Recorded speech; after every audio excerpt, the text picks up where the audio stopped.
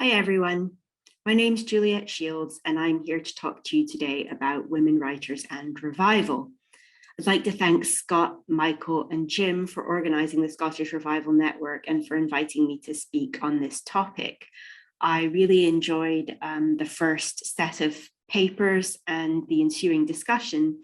And in fact, to begin considering the roles that women writers played in Scottish literary revival, I'd like to return briefly to the dialectic of revival that Alex Thompson spoke about in his presentation for our previous session. As Alex pointed out, revival presupposes a period of decay or stagnation. Declaring the need for a literary revival indicates that writers perceive their present moment as in some way debased or lacking. For writers of the Scottish Renaissance, I'll suggest, this stagnation was represented by Scotland's first generation of professional women writers, that is, women who wrote for a living. This generation, which includes writers working roughly between 1850 and 1900, was itself sustained by a couple of revivals. First, the reanimation of publishing houses after the economic recessions of the 1820s and 30s. And second, the disruption of 1843, when dissenting clergy left the Church of Scotland to restore the vigour of an earlier Presbyterianism in the newly formed Free Church. So who were Scotland's first professional women writers, and what was it about them that writers of the Scottish Renaissance perceived as debased? This slide includes the first generation writers that remain most visible today, the best known of whom, Margaret Oliphant, is pictured here. The comparative visibility of these writers depends on material factors. All of them published at least some of their work in London-based monthly periodicals such as Fraser's or Macmillan's, which tend to be better preserved than regional and weekly periodicals. And all of them published at least some of their work in book form. The number in brackets following their name and dates refers to the number of titles each writer published in book form. And while this is a very crude measure of literary achievement, I want to highlight their unusual productivity. There are many less visible first generation women writers who published in Scottish weeklies. And Charlotte Lauder, whom we heard from in our first session, has done a brilliant job of recovering some of those women, although there are still many out there waiting for some attention if you'd like to get in on the action.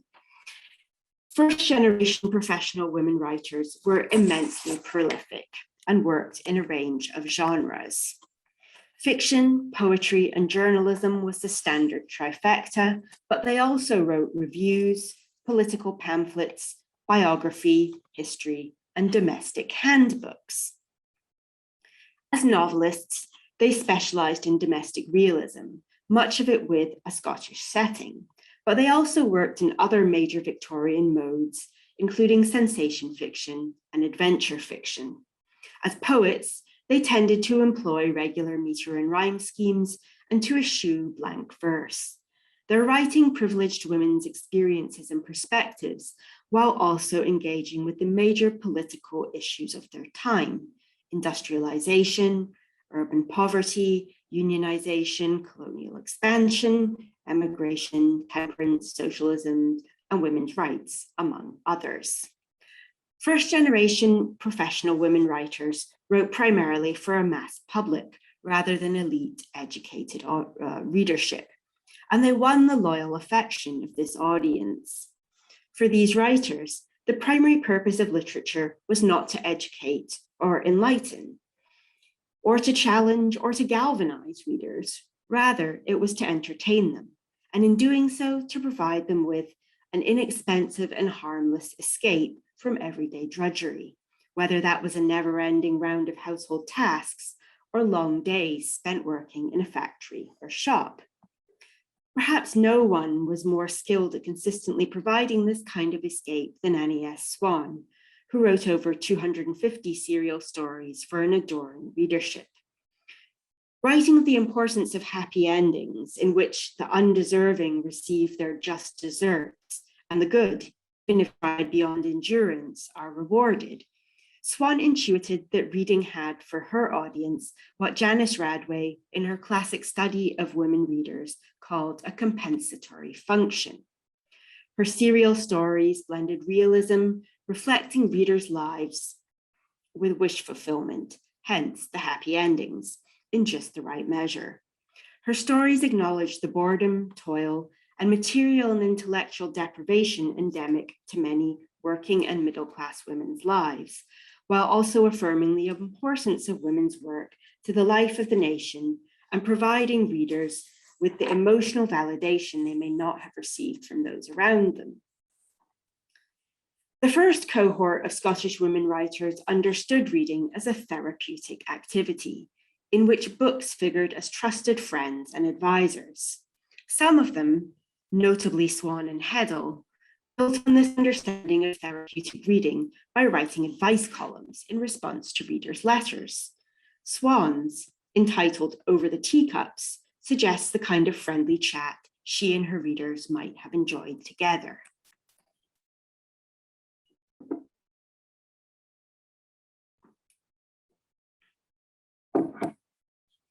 For Hugh McDermott, the very popularity and prolificness of mid to late 19th century Scottish women writers attested to the deficiency of their work, because it reflected their readiness to write for the masses. Indeed, Swan acknowledged that the warm bond between me and my readers has affected my work powerfully, and I think has, in a sense, hampered it by its insistence on a certain kind of writing for which they would accept no substitute.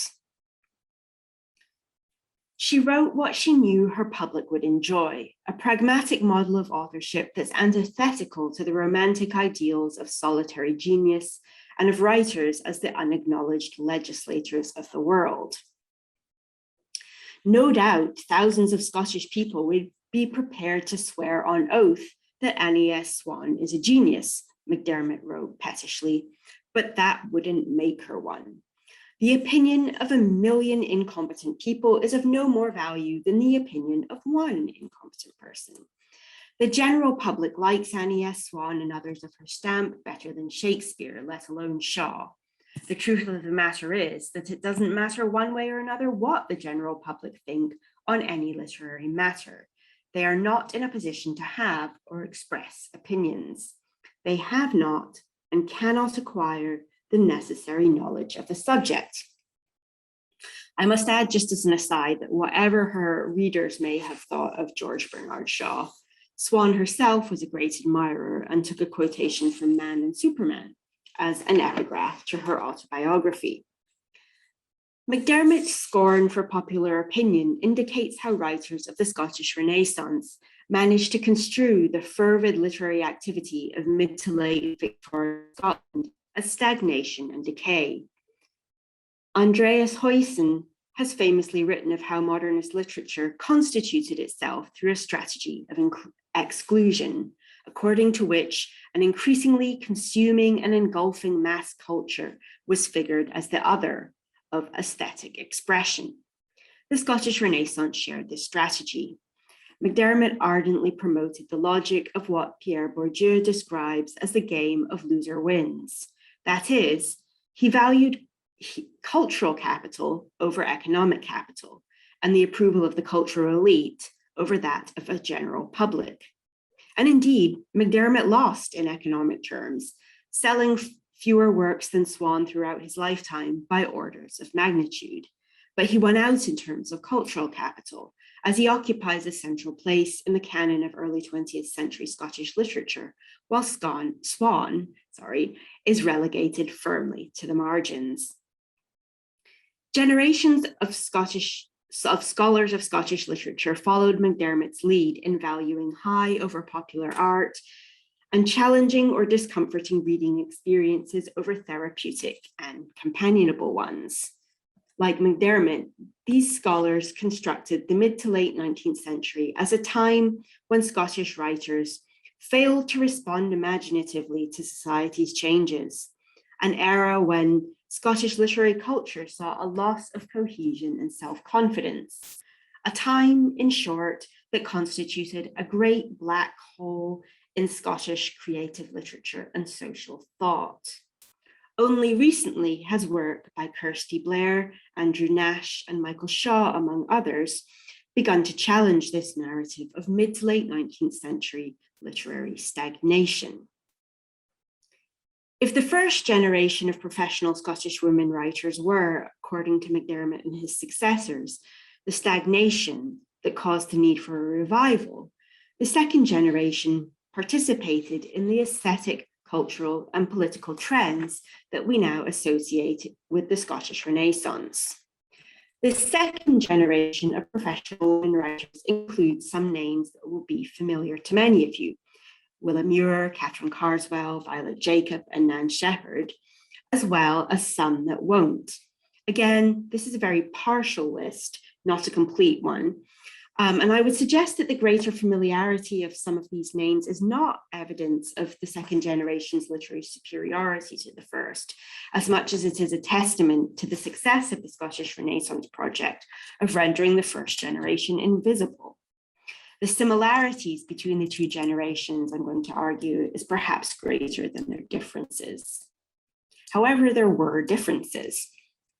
The second generation of women writers continued to work in a range of genres and to publish much of their work in periodicals, but they tended to publish fewer books than their predecessors, suggesting that they might have come to share some of McDermott's prejudices against writing for the masses, or against popularity, in other words. With the dramatic exception of Naomi Mitchison, the better known writers in the second generation published fewer books than the more obscure ones, again demonstrating the logic of loser wins. Publishing less is a sign of writing for a more elite audience. The second generation's fiction and poetry reveal the influences of fin de siècle aestheticism, Celtic revival art, and modernist literary techniques. Michael Shaw has argued compellingly that fin de siècle, decadence, and Celticism shared much in common, that Celticism was, at its root, decadent. The work of the second generation of Scottish women writers bears out this observation. Mary and Jane Findlater, Mona Caird, Lily Dougal, Catherine Carswell, and Willa Muir developed a kind of literary impressionism, a narrative technique favoring densely figurative language. They also experimented with reveries or dream states, abrupt shifts in mood or perspective, and elaborate symbolism common in fin de siècle aestheticism. These techniques enabled them to explore female psychology and sexuality in greater depth than their predecessors had done. I'll turn here to just one example of these coinciding decadent and Celticist techniques. Mary Findlater's The Rose of Joy, which was published in 1896. This novel's title is taken from an essay by Ralph Waldo Emerson, but it also evokes Yeats's 1893 collection of poems, The Rose. The Rose of Joy abounds in imagery derived from the natural and domestic worlds that its protagonist, Susan, inhabits. Novels by Scottish women writers are disproportionately peopled by artist and writer figures, through which their authors articulated their own aesthetics. Joanna Bannerman in Catherine Carswell's Open the Door, and Archie Flemington in Violet Jacobs' Flemington are two of the better known examples. Susan in The Rose of Joy is another such artist figure, and through her eyes, the novel offers a meditation on the beauty of beauty. In Susan's sketchbook, we learn there were buds, leaves, the head of marsh rushes, a blue beetle, a snail shell with its black whorl design, butterflies, a twig with the purple coming of spring, sometimes a landscape so small that you could have covered it with a penny, a great initial letter, a train of miniature figures running up a narrow margin. It was as if the richness of her observation had overflowed its borders and must decorate everything. The scale and detail of Susan's drawings parallels the richness of Findlater's writing, with its heaping on of particulars. Susan's aims as an artist are not mimetic. Rather, she hopes to record the impression that the outer world made upon her when it was translated by her imagination. Findlater's writing is similarly impressionistic, using concrete images to evoke sensory experiences. She describes Susan as a young green shoot growing from a withered tree to convey the unexpectedness of her youthful bloom in the drab village of Bury Bush. Susan's mother's former beauty and accomplishments, by contrast, are gone as completely as the plating of an old spoon. Mary and Jane Findlater are not generally considered writers of the Scottish Renaissance, yet stylistically and thematically, their works share much in common with Catherine Carswell's and William Muir's. Marjorie Palmer McCulloch described Carswell's and Muir's relationships to the Scottish Renaissance as oblique, and the same might be said of the entire second generation of women writers. They're visible in the defining literary, cultural, and political innovations of the moment. Marian Angus, Helen Cruikshanks, and Violet Jacob, all of whom wrote poetry in the Scots vernacular, were published in MacDiarmid's Northern Numbers. With Marian Lochhead and Nanny Wells, Angus and Cruikshanks were founding members of the Saltire Society and Scottish Pen. Lochhead, Margaret Kennedy Fraser, and Florence Marion McNeill helped to preserve and revitalise folk traditions in Scots and Gaelic. McNeill was a founding member of the SNP, as was Annie S. Swan. Dot Allen, Naomi Mitchison, and Nanny Wells explored the tenets of socialism in their fiction and essays. Despite their active participation in political, literary, and cultural revival, however, these women were not fully accepted into the inner circle of Renaissance writers. MacDiarmid called Jacob's poems by far the most considerable of contemporary vernacular poetry, but complained that her fiction demonstrated an obliviousness to the vital problems confronting Scottish nationality today. Jacob's exploration of the Anglo-Welsh borders in The Sheep Stealers and her representation of outsiders in the appropriately titled novel The Interloper are not strictly about the condition of Scotland, it's true. But they're very much concerned with the misalignment of national borders and cultural identities. Jacob's novels problematize rather than embrace nationalism, and many other women writers similarly found Renaissance nationalism off-putting. William Muir declared that readers needn't look for nationalism with a big N in her writing, but asserted that she was nonetheless doing her bit for Scotland.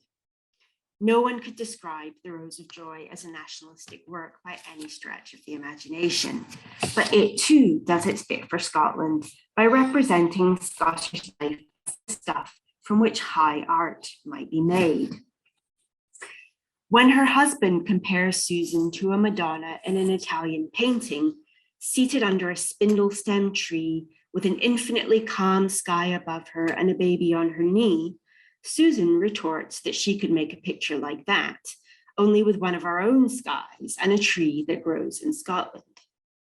Not only does Susan claim for herself the role of artist rather than muse or artistic subject, but she also suggests that Scottish scenes are as worthy of representation as Italian ones.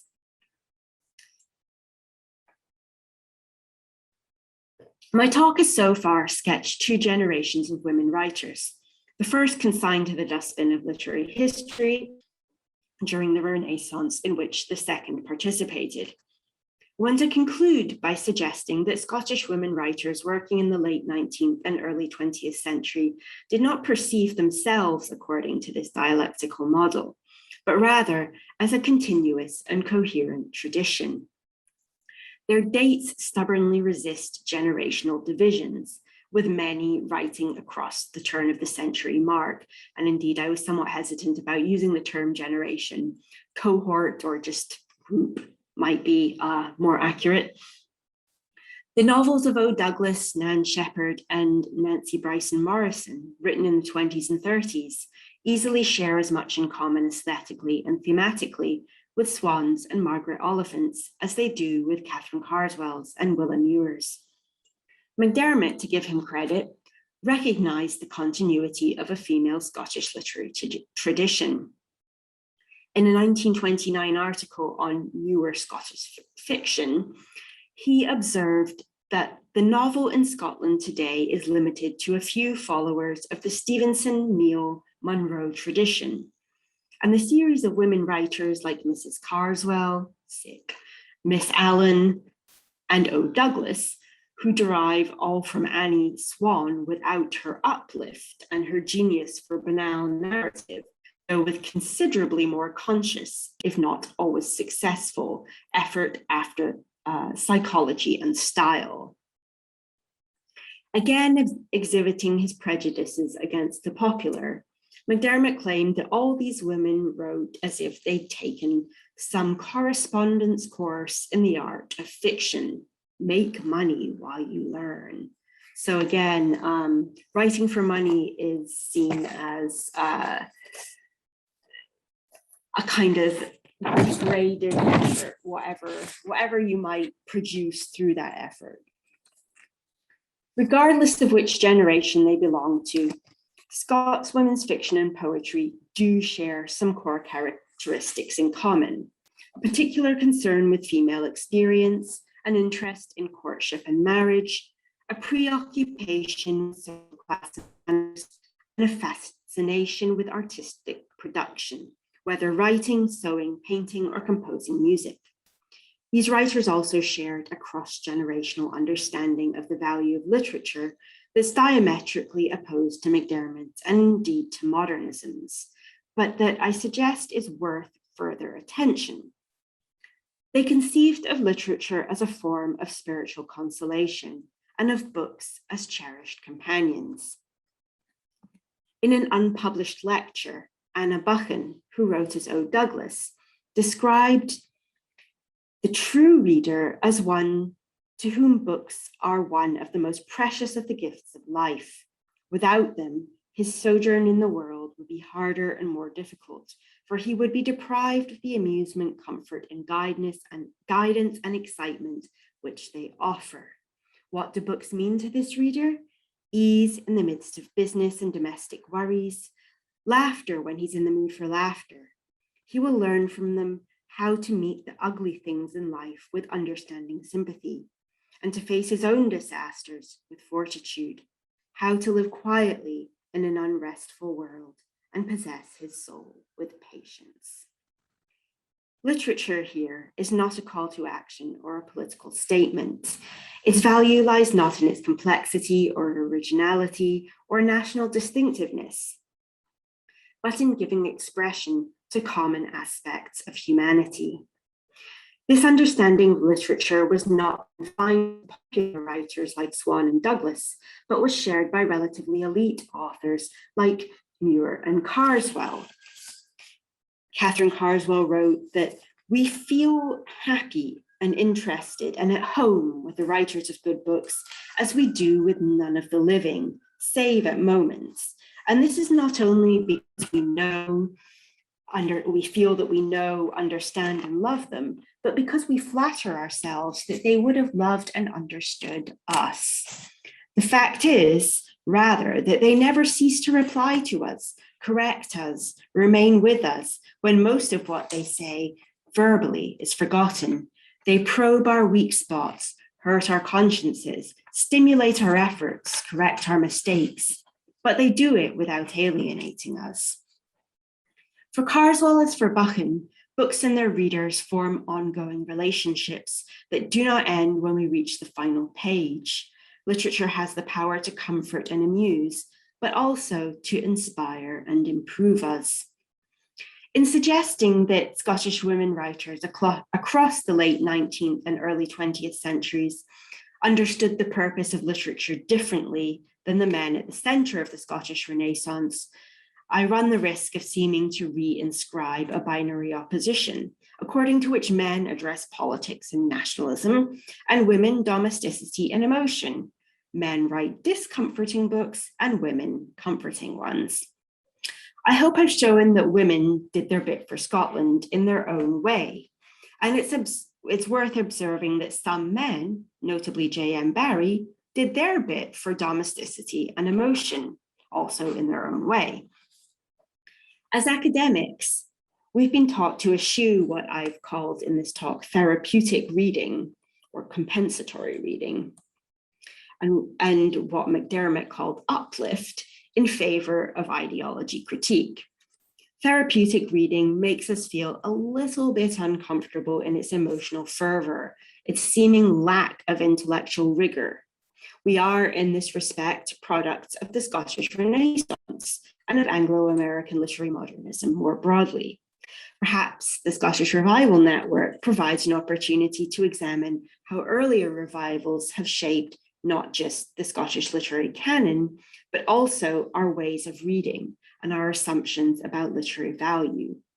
Perhaps we might enact a little revival of our own by giving 19th and early 20th century Scottish women writers the scholarly attention their work merits. Thanks very much.